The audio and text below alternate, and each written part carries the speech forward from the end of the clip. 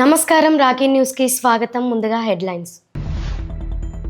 నాయకురాలు నాగమ్మ ప్రతిష్ఠించిన శివాలయంను దర్శించుకున్న పల్నాడు జిల్లా కలెక్టర్ కృతికా శుక్లా. చిలకలూరిపేటలో ఈ నెల 4వ తారీఖున జరిగిన రోడ్డు ప్రమాదానికి కారణమైన 5 ముద్దాయిలు అరెస్ట్, డిఎస్పీ వెల్లడి. బాలయ్య అఖండ 2 ప్రీమియర్ షోలో సందడి చేసిన ఎమ్మెల్యే అరవిందబాబు. సమస్యలు పరిష్కరించాలని అంగన్వాడీ వర్కర్లు నిరసన కలెక్టర్ కార్యాలయం వద్ద. నరసరావుపేట పట్టణంలో అఖండ 2 ప్రీమియర్ షో, బాలకృష్ణ అభిమానులు సందడి.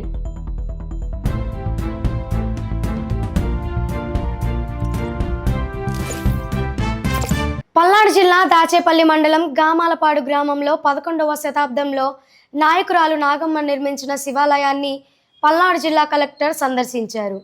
శివాలయం శిథిలావస్థకు చేరిన నేపథ్యంలో ఇటీవల కాలంలో TTD board member Janga Krishnamurthy ఆధ్వర్యంలో పునర్నిర్మిస్తున్న శివాలయాన్ని నేడు పల్నాడు జిల్లా కలెక్టర్ పరిశీలించారు. ముందుగా కలెక్టర్ కృతికా శుక్లాకి ఆలయ అర్చకులు, స్థానిక రెవెన్యూ అధికారులు స్వాగతం పలికారు.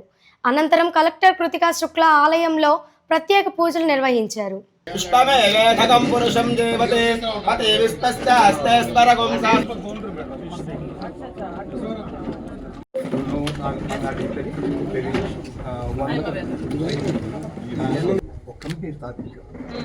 దీంట్లో భాగంగా నాగమ్మ విగ్రహాన్ని నడికూడి సెంటర్లో సర్కిల్ అది సర్వే నెంబర్ 3B 3A2.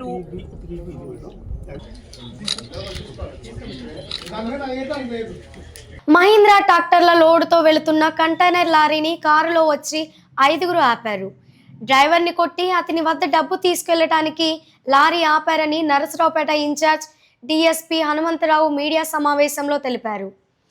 వీళ్ళు లారీని ఆపటం వల్ల వెనుక నుంచి వచ్చిన విద్యార్థుల కారు లారీని ఢీకొట్టిందని, సీసీ కెమెరాలో లభ్యమైన వీడియో పరిశీలిస్తే వీళ్ళు ఆపడం వల్లే ప్రమాదం జరిగిందని నిర్ధారణ అయింది. వీళ్ళని ఈ రోజు కోర్టులో హాజరుపరుస్తున్నాము.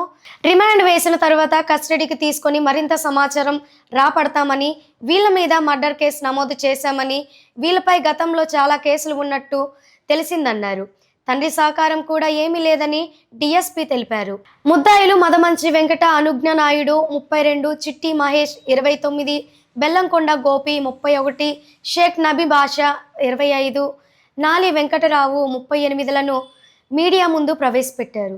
రీసెంట్గా 4/12/2025 సాయంత్రం సుమారు 7:25 ఆ ప్రాంతంలో మీ అందరికీ తెలుసు, ఇక్కడ మన హైవే మీద ఈ పొల్లెడ్డిపాలెం నుంచి కొంచెం అవతల ఎడ్లపాడు వైపు నుంచి చిల్లూరుపేట వైపు వచ్చే రూట్లో ఒక మేజర్ యాక్సిడెంట్ అయింది. అందులో ఒక కారులో ప్రయాణిస్తున్నటువంటి వ్యక్తులు లారీకి మహీంద్రా ట్రాక్టర్స్ తీసుకుని వెళ్తున్నటువంటి ఒక కంటైనర్ లారీ, పెద్ద లోడు లారీ, సుమారు 8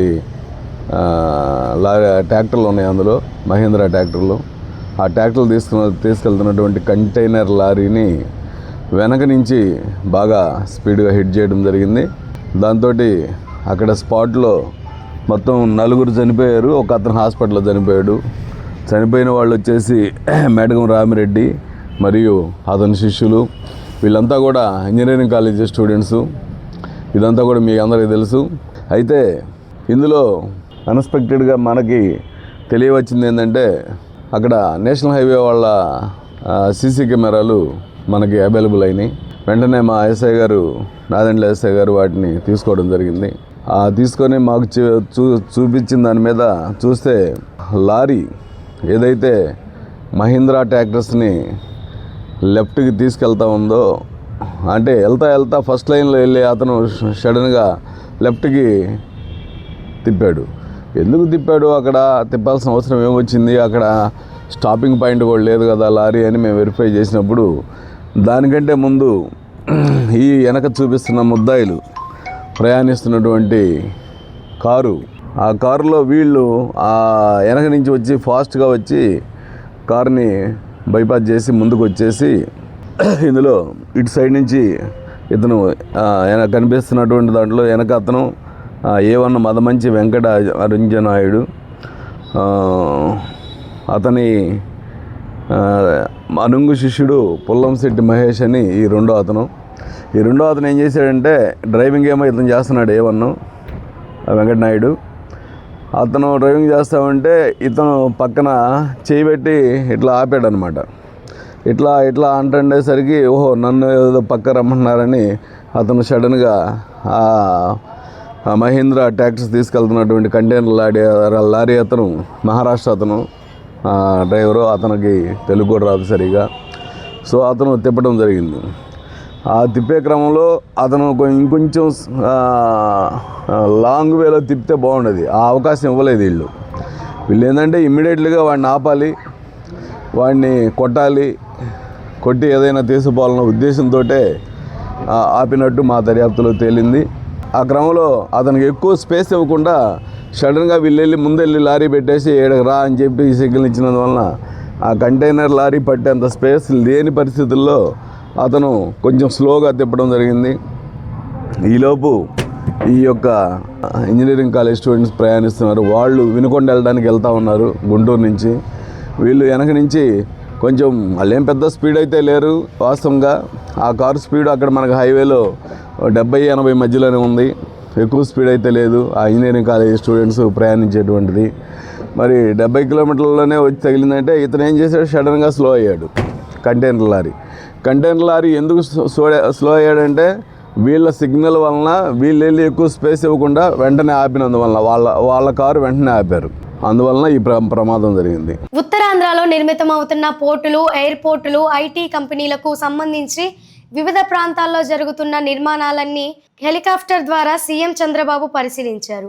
విశాఖ ఎకనామిక్ రీజనల్లో కీలకమైన ప్రాజెక్టుల పురోగతిని అధికారులతో మాట్లాడి తెలుసుకున్నారు. భోగాపురం ఎయిర్పోర్ట్, రాయపూర్, విశాఖ జాతీయ రహదారి, తీర ప్రాంతాలలోని రహదారులు, కనెక్టివిటీ ప్రాజెక్టుల గురించి అధికారులతో చర్చించారు. నరసరావుపేటలో గురువారం రాత్రి కాసుమాల్లో విడుదలైన అఖండ 2 ప్రీమియర్ షో సందర్భంగా బాలకృష్ణ అభిమానులు భారీగా తరలివచ్చి థియేటర్ల వద్ద సందడి చేశారు. ప్రీమియర్ షో ప్రారంభం నుంచి థియేటర్ పరిసరాల పండుగ వాతావరణాన్ని తలపించాయి. నరసరావుపేట పట్టణంలో గురువారం రాత్రి అఖండ 2 ప్రీమియర్ షో విడుదల చేశారు. థియేటర్ల వద్ద బాలకృష్ణ అభిమానులు సందడి చేశారు. థియేటర్లో కేకులు కట్ చేసి జై బాలయ్య అంటూ కేకలతో డాన్సులు చేశారు. బ్యానర్లు, ఫ్లెక్సీలతో థియేటర్లను హోరెత్తించారు. అఖండ 2 సినిమా సూపర్ డూపర్ హిట్ కొడుతుందని అభిమానులు తెలిపారు. ఎమ్మెల్యే చదలవాడ అరవింద్ బాబు బాలయ్య అభిమానులతో కలిసి సినిమాను వీక్షించారు. సినిమాను ఉద్దేశించి శారదాంబ థియేటర్ అధినేత, మాజీ మున్సిపల్ చైర్మన్ నాగసర్పు సుబ్బరాయ గుప్తా, జిల్లా బాలకృష్ణ అభిమాన సంఘం అధ్యక్షులు అల్లంశెట్టి మోహన్ రావు, బీజేపీ నాయకులు రంగశెట్టి రామకృష్ణ మాట్లాడారు. అఖండ 2 చిత్రం విడుదల సందర్భంగా నరసరావుపేట పట్టణంలోని శారదాంబ డిటిహెచ్ కార్యక్రమంలో Nandamuri division wide fans association Allamsetti Mohan Rao గారి ఆధ్వర్యంలో కేక్ కట్ చేసి అభిమానులతో సంతోషాన్ని పంచుకోవడం జరిగింది.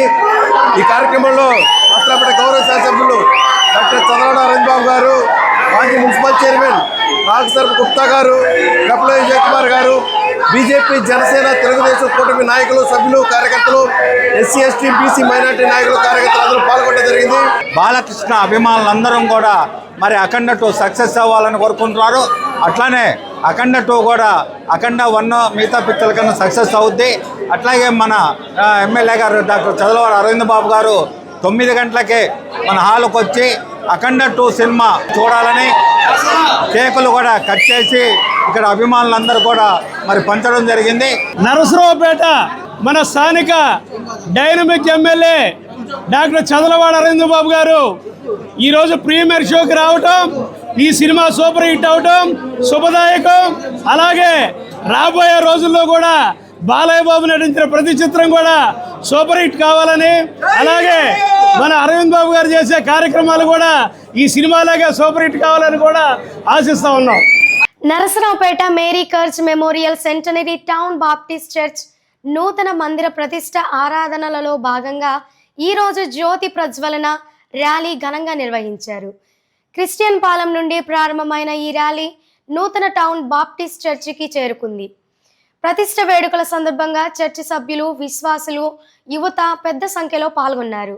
ర్యాలీ మొత్తం భక్తి గీతాలు, ప్రార్థనల మధ్య శోభాయమానంగా సాగింది. ఈ కార్యక్రమం 3 రోజులు ఉంటుందని నిర్వాహకులు తెలిపారు.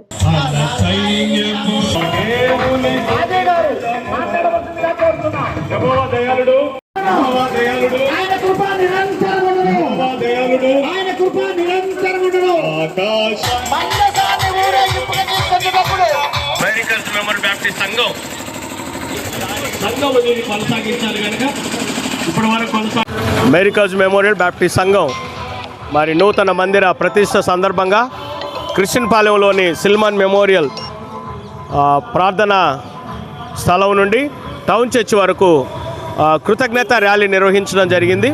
ఈ ర్యాలీ ఉద్దేశం దేవుని కృపలను జ్ఞాపకం చేసుకోవడం, మంచి దేవుని. రెండవది మిషనరీలు వారి త్యాగాలను, వారు కొనసాగించిన పరిచర్యను జ్ఞాపకం చేసుకోవడం. మూడవది ఇప్పుడున్న సంఘం రాబోయే తరాలకు ఎలాంటి ఆత్మీయతను, దేవుని కృపలను అందించాలో ఏర్పాటు చేయడానికి ఈ ర్యాలీ ఏర్పాటు చేయడం జరిగింది. అలాగనే ఈ రోజు నుండి మరి రేపు ఎల్లుండి 12, 13, 14 ఈ చర్చి ప్రతిష్ట కార్యక్రమాలు, ఆరాధనలు జరుగుతుండగా ప్రేమపూర్వకంగా మీ అందరినీ కూడా అమెరికాస్ మెమోరియల్ బ్యాప్టిస్ట్ సంఘమున ఆహ్వానిస్తూ దేవుని సన్నిధానంలో మీరందరూ దీవించబడాలని కూడా కోరుతూ సంఘమంతటికి అలానే నర్సాపేట పట్టణ ప్రజలందరికీ కూడా ప్రేమపూర్వక ఆహ్వానాన్ని తెలియజేయుచున్నాను. నరసరావుపేట కలెక్టర్ కార్యాలయం ఎదుట అంగన్వాడీ వర్కర్ల ధర్నా నిర్వహించారు. ప్రభుత్వం తమ సమస్యలు పరిష్కరించాలని, ఎన్నికల సమయంలో ప్రభుత్వం ఇచ్చిన హామీలను అమలు చేయాలని ఆందోళన చేశారు. నిరసన కార్యక్రమంలో జిల్లా వ్యాప్తంగా ఉన్న అంగన్వాడీలు, హెల్పర్స్ పాల్గొన్నారు.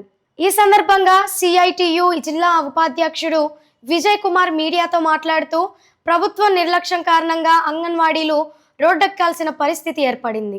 ప్రభుత్వం వచ్చిన తరువాత మొదటి 6 నెలలు వదిలేశారు. ఆ తరువాత మా సమస్యల పరిష్కారం కోసం అనేక సార్లు అధికారుల చుట్టూ తిరిగినా మా సమస్యలు పరిష్కరించలేదని నిరసన కార్యక్రమాలకు చేపట్టామని తెలిపారు. ఎన్నికల సమయంలో మాకు అనేక హామీలు ఇచ్చారని, కూటమి ప్రభుత్వంలో జీతం తప్ప మరొకటి అడగొద్దని అంటున్నారు. మినిట్స్ కాపీలో ఉన్నవన్నీ అమలు చేయాలని కోరుతూ అధికారులకు వినతి పత్రం అందజేశారు. వాడీలు రోడ్డు ఎక్కాల్సిన పరిస్థితి వచ్చింది. ఈ ప్రభుత్వం నిర్లక్ష్యంగా వ్యవహరించడం మూలంగా. ప్రభుత్వం వచ్చిన తర్వాత మొదటి 6 నెలలు వదిలేశారు.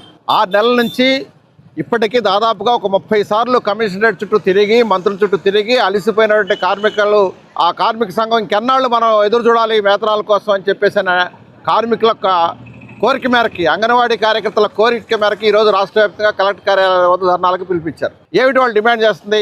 మేము సమ్మె చేసిన సందర్భంగా మాకు మినిట్స్ కాపీ ఇచ్చారు, ఆ మినిట్స్ కాపీలో మాకు వేతనాల గురించి ప్రస్తావన చేశారు. మళ్ళీ మేము అధికారంలోకి వస్తున్నారు, మీరు వస్తారా వాళ్ళు వస్తారా మాకు ఎట్లా తెలుస్తుందంటే, మినిట్స్ కాపీ ఇస్తే అది అధికారం, ప్రభుత్వం ఎవరున్నారనే సమస్య కాదు. మినిట్స్ కాపీ ప్రకారం మీకు జీతాలు ఖచ్చితంగా జూన్ నెలలో, జూలై నెలలో పెరుగుతాయి అని చెప్పేసినట్టుగా గత ప్రభుత్వం నమ్మబలికింది. అందుకని నమ్మి ఆ రోజు సమ్మె విరమించారు. ఈరోజు ఈ ప్రభుత్వం చెప్తుంటే జీతం తప్ప మిగతాన్ని అడగమంటున్నారు. జీతం తప్ప మిగతాన్ని అడగమని చెప్పేవాళ్ళు జీతం అడగకుండా చేయడం కోసం యాప్లు, ఫేస్ యాప్ అని తీసుకొస్తారు, ట్రాకర్ యాప్ అని తీసుకొస్తారు. ఇప్పటికి 6 యాప్లు, ఒకదానికి పొంతం లేకుండా 6 యాప్లు తీసుకొచ్చి జీతం మర్చిపోయి చేయాలని అనుకుంటున్నారే మీరు. ఇది ప్రభుత్వం మంచి పద్ధతి కాదు.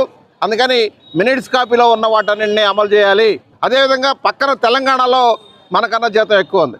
గత ప్రభుత్వం చెప్పింది తెలంగాణ కన్నా మేము ఎక్కువ ఇస్తాం ఆయన. ఇలా మీరు కనీసం తెలంగాణ అంత చేయమని చెప్పేసి అంటే అందులో 1000 తగ్గించేయమన్నా కూడా మీరు దాని గురించి ప్రస్తావన చేయకపోతే, ఉమ్మడిగా రాష్ట్రం కలిసి ఉంటే ఇప్పటికే ఆ జీతం వీళ్ళు కూడా తీసుకొని ఉండేవాళ్ళు కదా.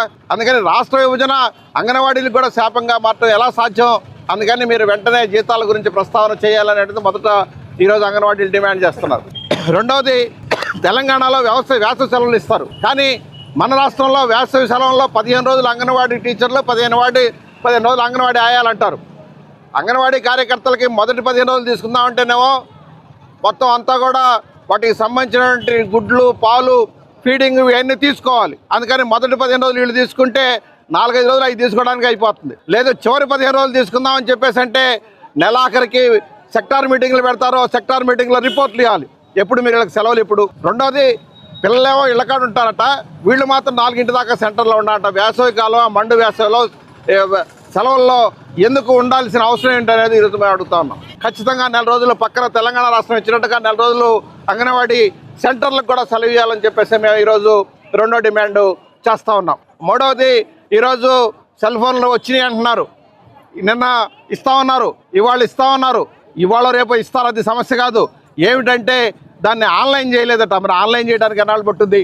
12వ తారీఖు సార్ ఈరోజు ఈ కార్యక్రమాన్ని పిలిపిస్తే సెల్ ఫోన్లు సెంటర్లకు వచ్చినాయి, సిడిపో ఆఫీసులకు వచ్చినాయి. మరి ఎప్పుడు ఆన్లైన్లు చేస్తారు, ఎప్పుడు దాన్ని కంప్యూటరైజ్ చేసి మాకు ఇస్తారు అనేటువంటిది ఈరోజు సమస్యగా ఉంది. 4వది, ఈరోజు అంగన్వాడీ కార్యకర్తలకు సంబంధించిన రాజకీయ వేధింపులు నిన్న నగరికల్లోనే 3 నోటీసులు ఇచ్చారు. అందుకని చిన్న చిన్న విషయాలకు కూడా షోకాజులు ఇచ్చి వేధించడం అనేటువంటిది పెరుగుతూ ఉంది. గతంలో ఒక మెమోలు వచ్చింటే చూడొచ్చు, కానీ ఏమీ లేకుండా ఆ రకంగా ఈరోజు అంగన్వాడీలను వేధించే పని చేస్తున్నారు. ఈ సమస్యల పరిష్కారం కోసం ఈరోజు రాష్ట్ర వ్యాప్తంగా కలెక్టర్ కార్యాలయం దగ్గర ధర్నాలు జరుగుతూ ఉన్నాయి. ఈ సమస్యలు ప్రభుత్వానికి నోటీసుకి వెళ్లాలనే ఉద్దేశం మాకేమీ ప్రభుత్వం మీద వ్యతిరేకత లేదు. మా అంగన్వాడీ కార్యకర్తలు ప్రభుత్వం చెప్పిన పనులు చేయడానికి సిద్ధంగా ఉన్నారు. ప్రభుత్వానికి వ్యతిరేకంగా మేమే క్యాంపెయిన్ చేయట్లేదు, మీరు మా గోడు పట్టించుకోండి అని చెప్పడం కోసమే ఈరోజు కలెక్టర్ ఆఫీస్ దగ్గరికి వచ్చాం. అందుకని ప్రభుత్వం ఇప్పటికైనా ఈ అంగన్వాడీ కార్యకర్తల గోడుని పరిశీలన చేసి వీళ్ళందరి సమస్య పరిష్కారం చేయడానికి పూనుకోవాలని చెప్పేసి విజ్ఞప్తి చేస్తా ఉన్నాం. ఎడ్లపాడు మండలం చెంగీస్ ఖాన్పేటలో అన్నదాత మహోత్సవాలను భారతీయ స్టేట్ బ్యాంక్ బోయపాలెం శాఖ నిర్వహించారు. ఈ కార్యక్రమంలో SBI Narasaraopet regional manager P Ravikumar ముఖ్య అతిథిగా పాల్గొన్నారు. ఈ కార్యక్రమంలో రైతులకు వివిధ రకాల రుణములను అనగా కిసాన్ సమృద్ధి రుణములను, agri food and enterprise loan, Mudra loan, Swayam Siddha రుణములపై మరియు సైబర్ నేరాలపై అవగాహన కల్పించారు.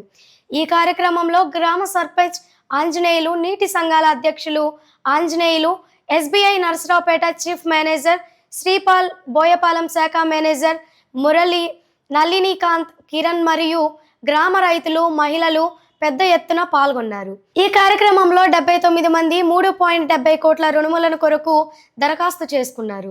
వార్తలు ముగించే ముందు హెడ్లైన్స్ మరొకసారి.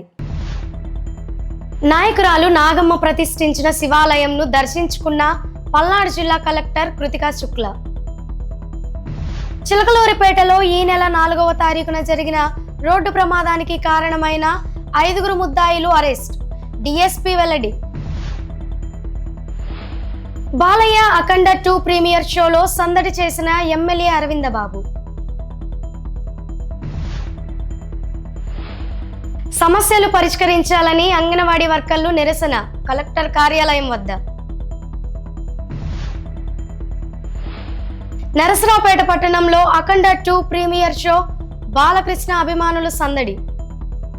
వార్తలు ఇంతటితో సమాప్తం. మరో బులెటిన్లో మళ్ళీ కలుద్దాం. అంతవరకు సెలవు, నమస్కారం.